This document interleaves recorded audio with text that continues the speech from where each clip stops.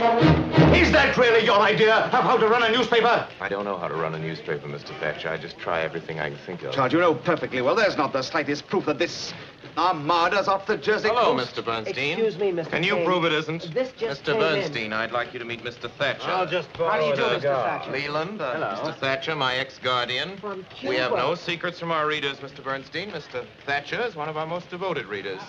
He knows what's wrong with every copy of the Inquirer since I took over. Read the cable. Girls delightful in Cuba, stop.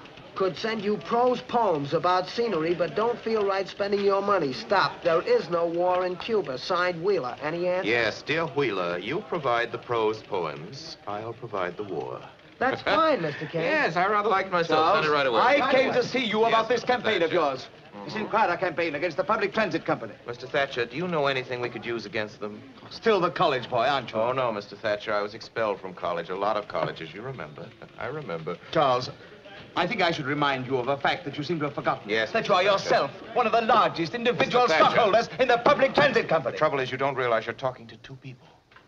As Charles Foster Kane, who owns 82,364 shares of public transit preferred, you see, I do have a general idea of my holdings. I sympathize with you. Charles Foster Kane is a scoundrel. His paper should be run out of town. A committee should be formed to boycott him. You may, if you can form such a committee, put me down for a contribution of $1,000. My time's On too the tight. other hand, Well, I am the wasting publisher of the Inquirer. As such, it's my duty, and I'll let you in on a little secret. It's also my pleasure to see to it that decent, hard-working people in this community aren't robbed blind by a pack of money-mad pirates just because they haven't anybody to look after their interests. I'll let you in on another little secret, Mr. Thatcher. I think I'm the man to do it, you see. I have money and property. If I don't look after the interests of the underprivileged, maybe somebody else will. Maybe somebody without any money or property. Yes, yes, And that yes. would Money be and too property. bad. Well, I happened to see your financial statement today, Charles. Oh, did you? Now, tell me honestly, my boy, don't you think it's rather unwise to continue this philanthropic enterprise?